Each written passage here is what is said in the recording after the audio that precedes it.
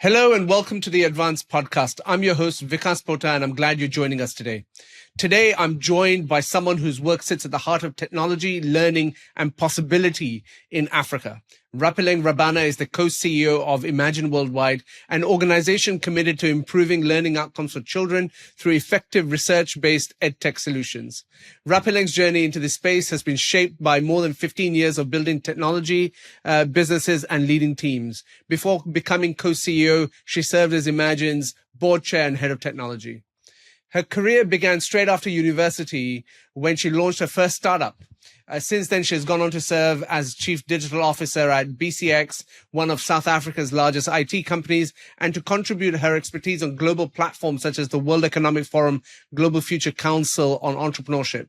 She has also served on several boards, including the Africa Leadership University and the Standard Chartered Bank, Botswana Education Trust. Rapelang's work has earned her international recognition, from being named a young global leader by the World Economic Forum to being featured on the cover of Forbes Africa magazine, and most recently, winning the Global EdTech Prize. Her story is one of vision, courage, and a firm belief that technology can support children to learn in ways that truly meets their needs. Rapelang, welcome to EdVance. It's a great pleasure to have you with us today.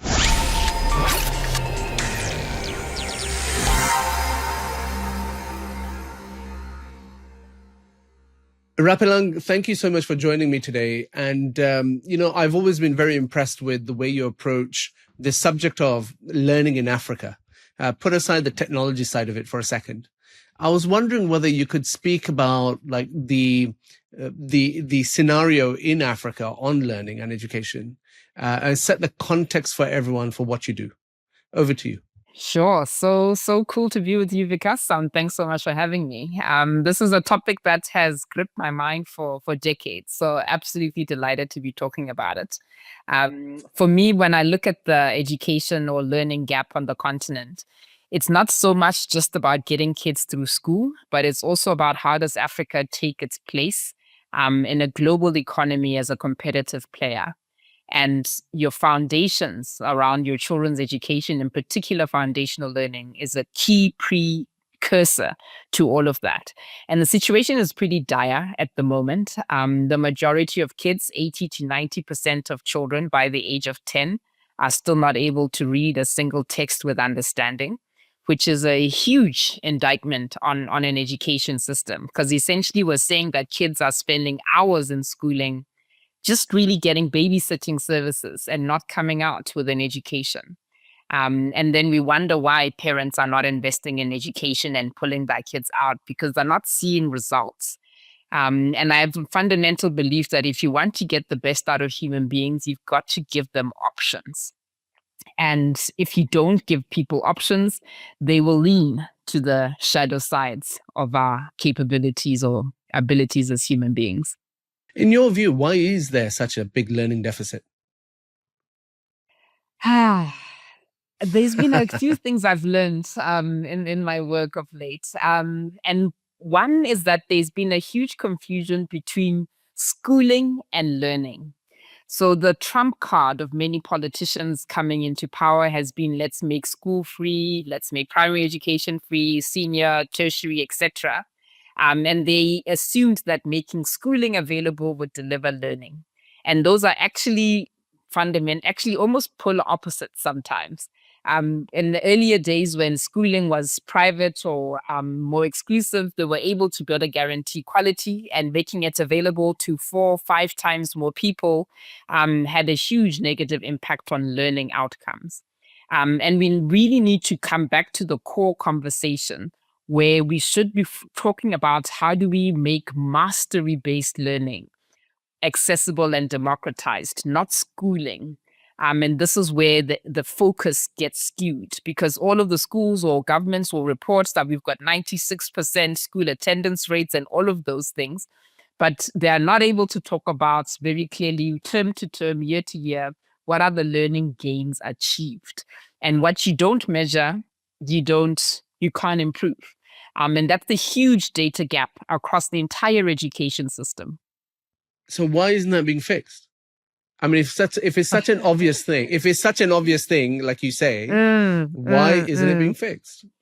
For a multitude of reasons. One is that actually it's really hard to learn or to teach effectively. And it's not out of good intentions. So you can't just have someone with good intentions coming into a room and achieve learning outcomes.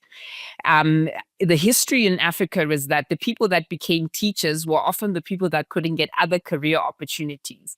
So you've then attracted a subpar kind of workforce that is then unionized and very strong and with strong political influence. And again, when you don't give human beings options, they will lean to the shadow sides, and that now you've got people that have to protect their income in some way, shape, or form. And that is gripping the system in a way that's really, really hard to unshackle. But even that's just one part of it. The other part is actually getting the clarity of how a child who is entirely pre-literate gets to fluency is something a lot of people think is easy and given, and you can write out a formula from A to Z, and it is not. It is a deeply flawed assumption that that is obvious. There's lots of principles you can apply that will likely get kids there if they are in a well-resourced school. But we actually, for something so critical and fundamental in the human race, I'm surprised it is not an algorithmic equation to get there. And getting it right is still not a trivial task. So we also need to do better and get to greater levels of clarity on what is required to get children literate, so that it's not a guessing game the whole time in a schooling system. Not that I'd wish it on you, don't get me wrong, but if you were Minister of Education of your country, what are the 3 things you would do to pull your country out of this very difficult situation? Oh my goodness. Why would you wish that upon me? Well, Wow, look, wow, wow. allegedly, ministers of education do this for public service. Yes, yes, they do. They do. And I'm not in politics for good reason, and I'm not in big corporates for good reason, because I don't have the political acumen to succeed in those environments. But I guess what I would say is that in the efforts to, I guess, improve education, a lot of the time, what I see happening in curriculums and what's planned in schooling is too much, too many other things. And I would strip away a lot of the things in foundational learning to focus on pure literacy and numeracy, and really substantially reduce all the stuff of other things. We get excited about robotics and AI and want to bring it early. None of that stuff matters if the fundamentals of analytical thinking and communication skills are not mastered. And reduce this load on the system because the teachers are not coping, reduce this load on the kids so that you get those fundamentals right. And my view is that if you have more literate and numerate people, then they will truly be able to be in a position to take advantage of the AI revolution, where there will be many more tools that are going to be highly customized, much more relevant for African context for once a person is literate and numerate. And in that way, prepare them to be able to be participants and consumers in the AI world of education. And yeah, do those AI pieces later. Just make sure you get the fundamentals right. Literacy, numeracy, and digital literacy. Then I do think that we can rely on tech for a whole lot more. So why do you rely on tech so much? Is it that you're trying to you're trying to bypass your traditional systems and work your way around the bureaucracy and the madness of government? Is that why you're such a believer in the power and leverage that tech provides? No, I would say it's a far more positive driver. I think, it's a far more positive driver. I think it's incredibly simple to solve problems for a small group of people. We know that if you have a child in a private tutoring in a top-notch school, even if they have various learning disabilities, they're going to come out on top. We know this.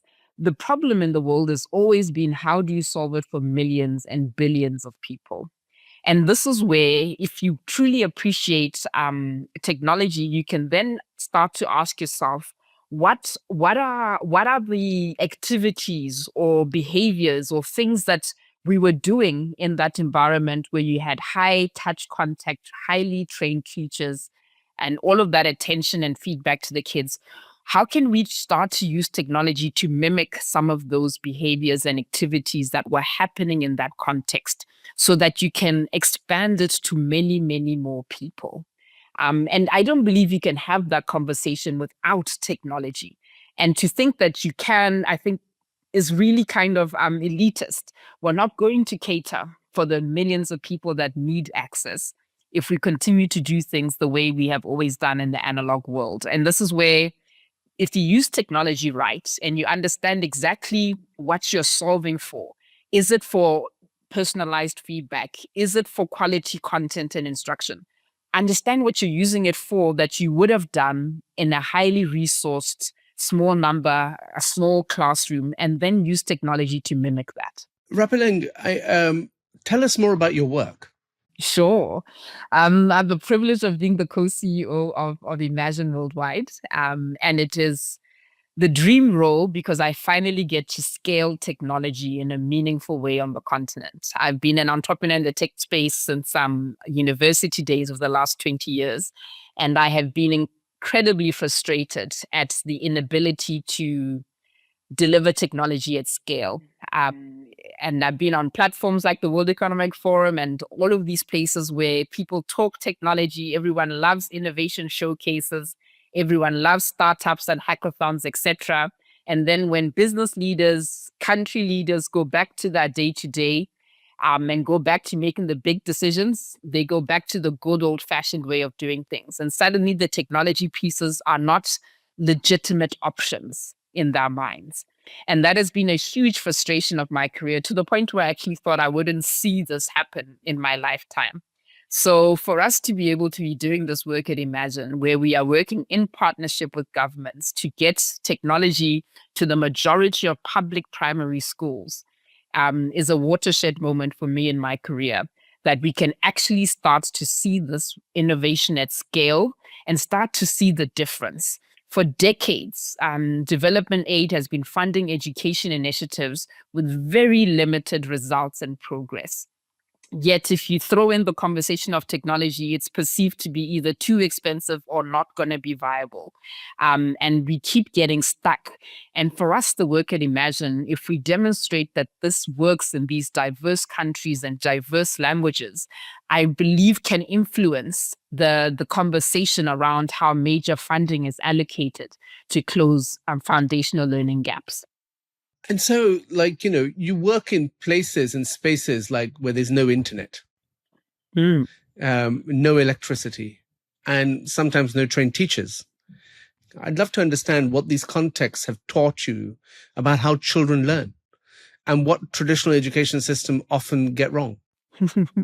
Funny enough, because I think the way children learn is not vastly different, even in these contexts. Children want engagement. They want to be stimulated. They need personalized, regular feedback to be able to understand where they are, where they need to be, and how you close that gap. It's pretty simple and logical, actually. And in an environment of traditional schooling where you maybe don't have a trained teacher or no teacher at all in the classroom, or it's 100 or 200 kids in a classroom, they're not getting that personalized feedback. And look at the simple case of top performing athletes. They are able to get remarkably better year to year because they have a coach who is able to observe what they're doing, give them improvements, recommendations that fit their style, and 1% improvements every day for years creates an Olympic athlete.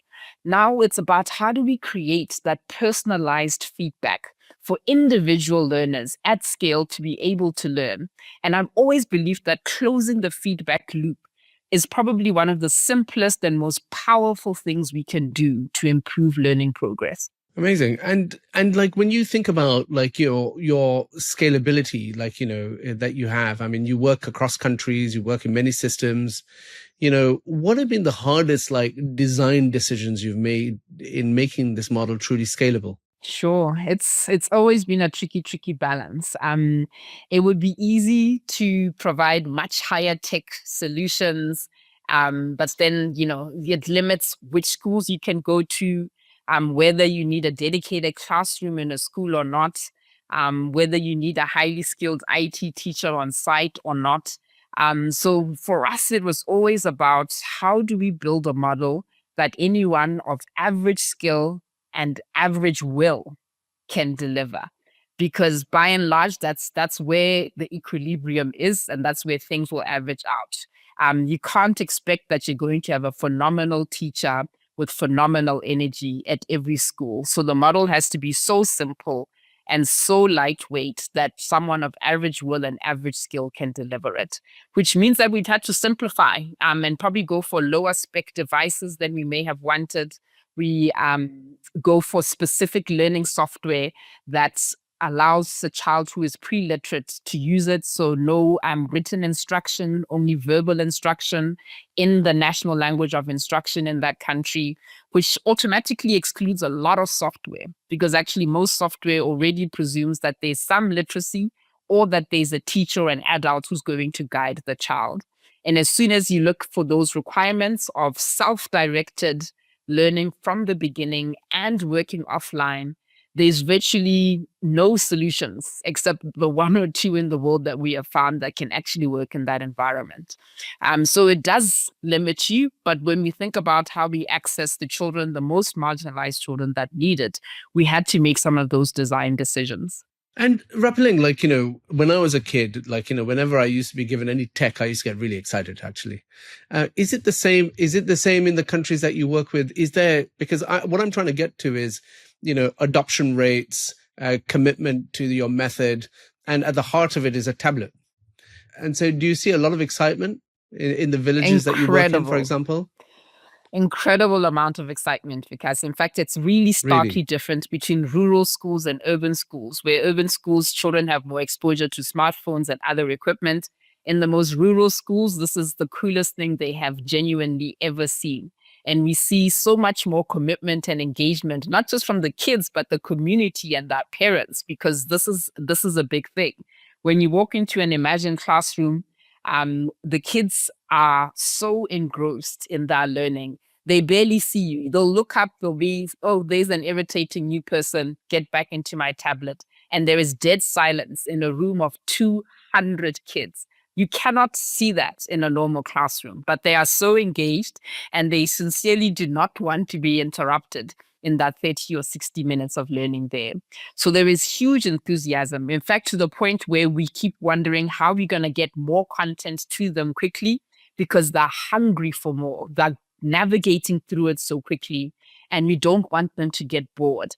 And I'm just excited for these kids that that first experience of technology is going to be an educational experience and not an entertainment one. And what that will do for their perspective in technology for their whole lives. Rapelang, you run an organization, you've co-led and built this organization, Imagine Worldwide, to become multi-country. I'm sure you have many, many employees. This podcast focuses on the subject of high performance. My belief is that we need more high-performing institutions and schools and universities. And it's where the thought process came in inviting you to this interview, to understand from you, from your context, and from your leadership journey, what your top lessons for high performance are as a leader. And I was wondering whether you could flesh out your top 3 lessons one at a time, so that we all understand as to what is the Rapelang blueprint for high performance. Awesome. I have been pondering that and trying to remember what I decided. So let's give it a go. I think I have always been oriented towards high performance too. And maybe step number 1 for me has always been deep mastery in your area of work. There's now no excuse, in fact, to not be a master in an area, not with the internet, not with the content that's out there.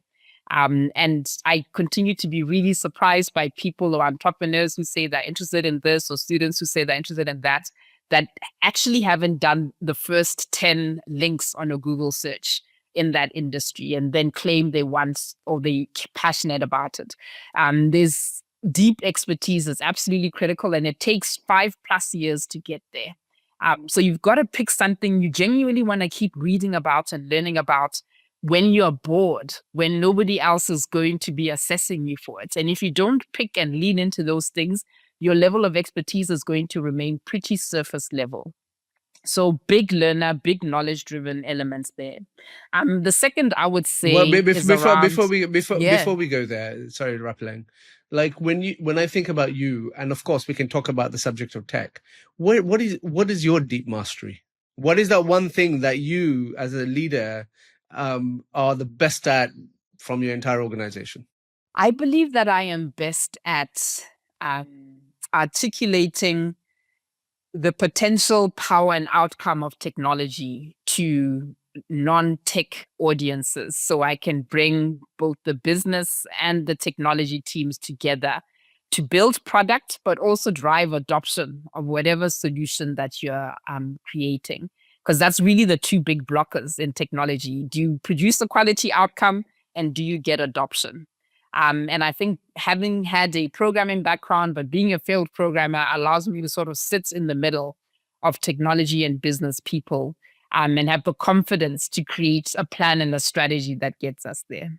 Thank you for sharing that. Let's go to your second lesson. My second lesson is the incredible value and importance of, I guess, self-awareness, and your willingness to pause and reflect in almost any situation. Maybe you've had an argument with someone at work, or even in your personal life, your submission or your presentation went well or didn't go well.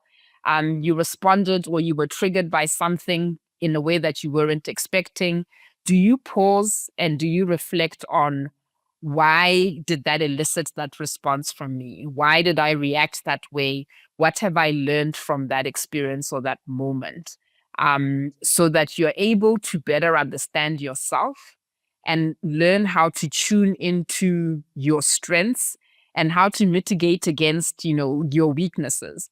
I always say that it's not the smartest person on day one that matters, but it's the person who pauses, reflects, takes feedback, and iteratively improves day by day, 1% every single day, that is going to make that progress and become the superstar.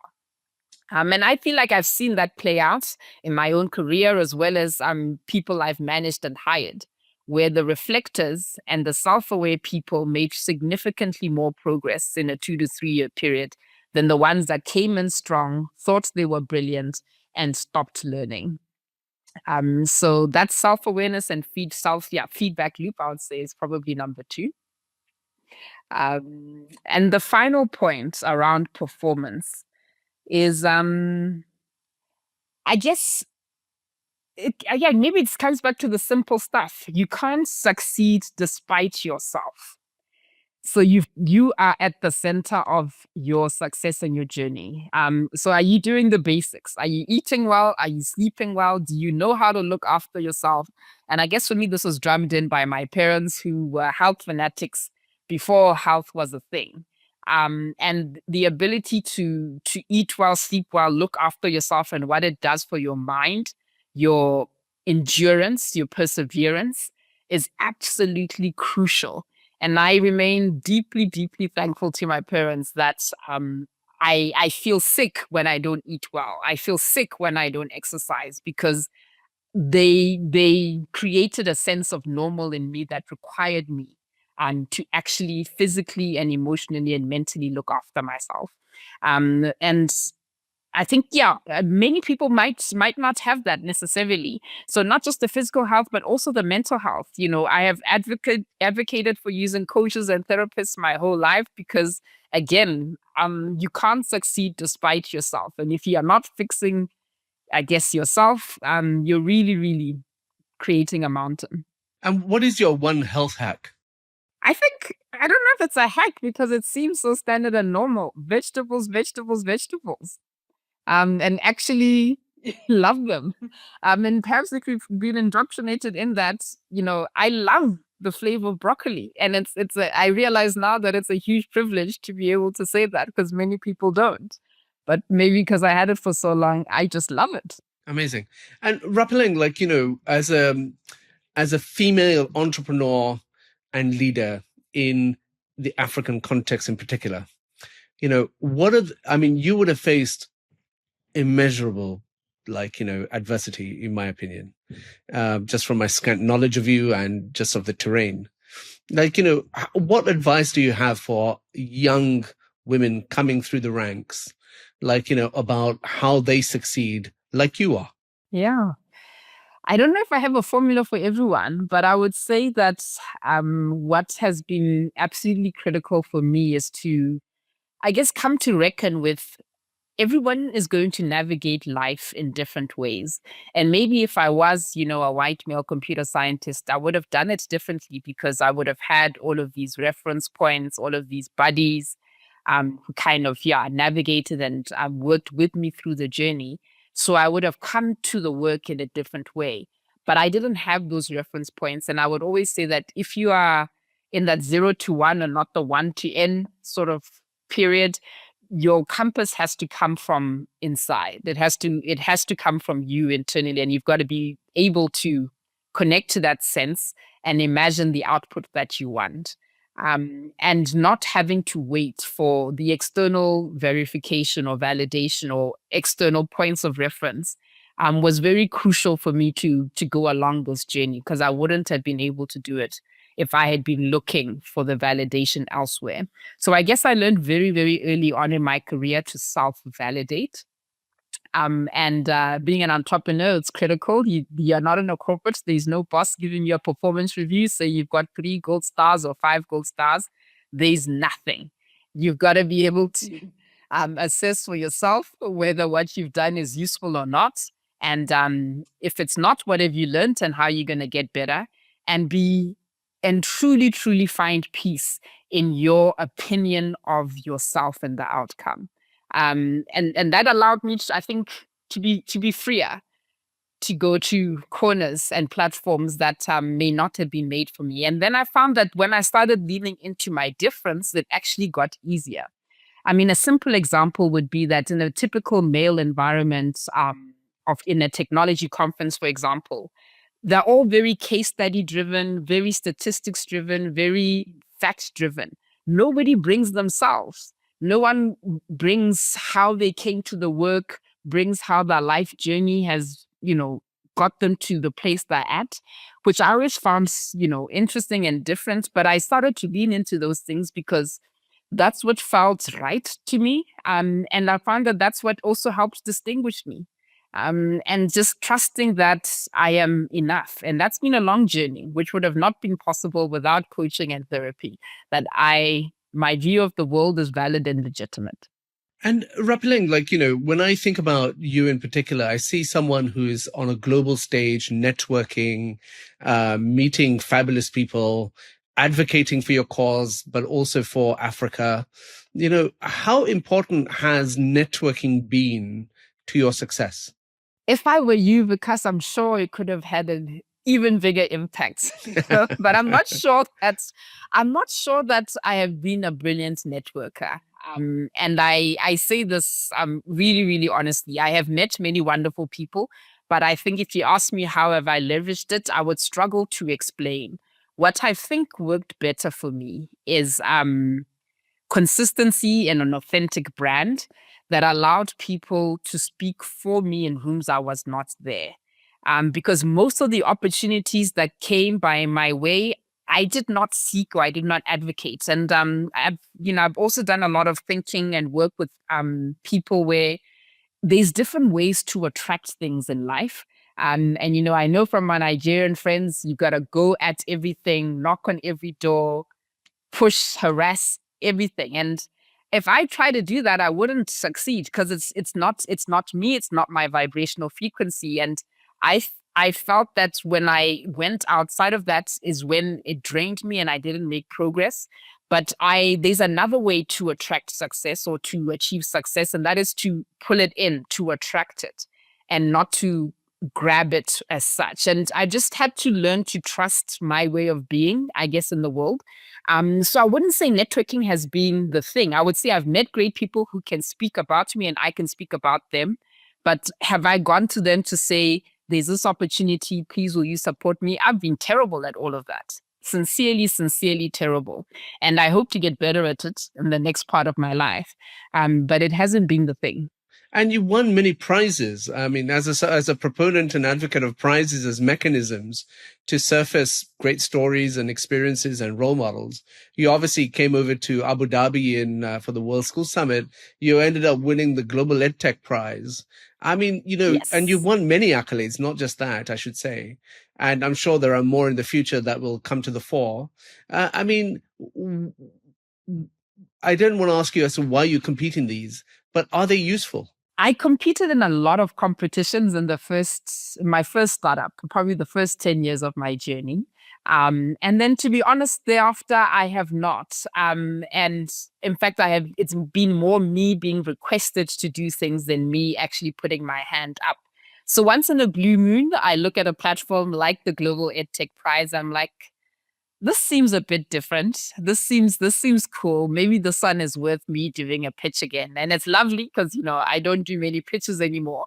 But it felt like it was an interesting constellation. So it wasn't American or Eurocentric, Middle East, Africa, more brown and black people. I was like, okay, this is a different space that I haven't had exposure to.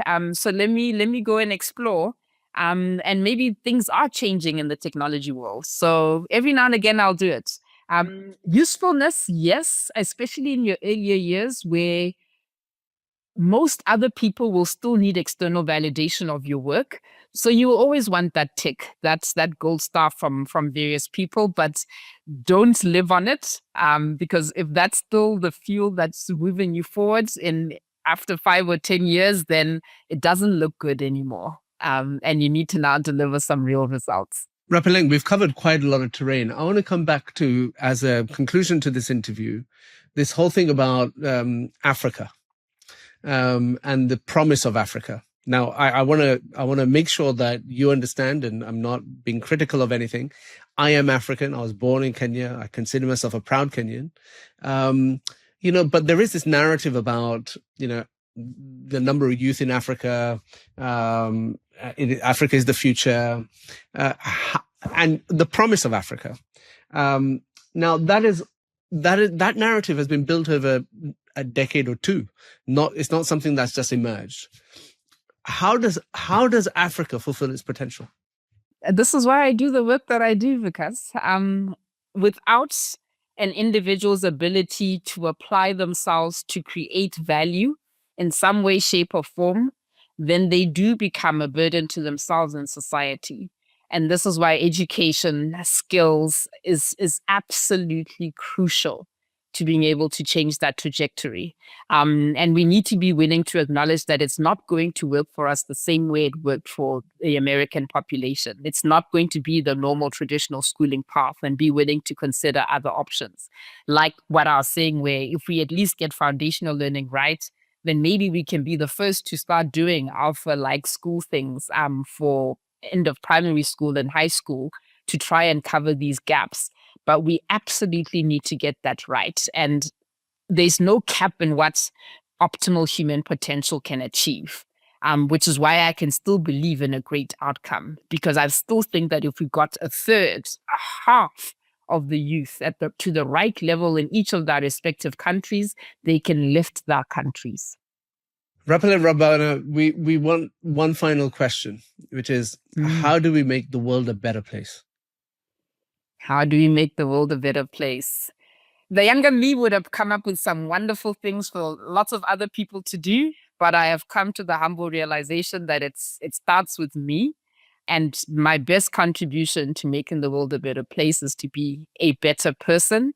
And not just better in terms of being nice and having integrity, being better in terms of pushing myself to be my best self, and not, leaving it for my kids to fulfill the dreams that I couldn't do, or abdicating it to other people, which I find is a very frequent African thing, where we just want to help other people succeed, but we don't want to put our own head, on the table and say, I am going to make a success of this and my life.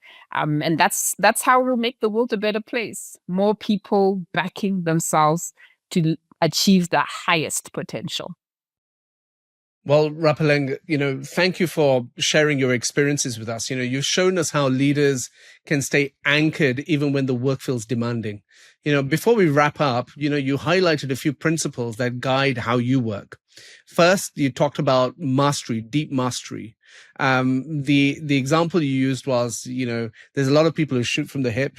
Like, if you haven't done the spade work, it ain't going anywhere, which I loved. And I agree with you with regards to mastery.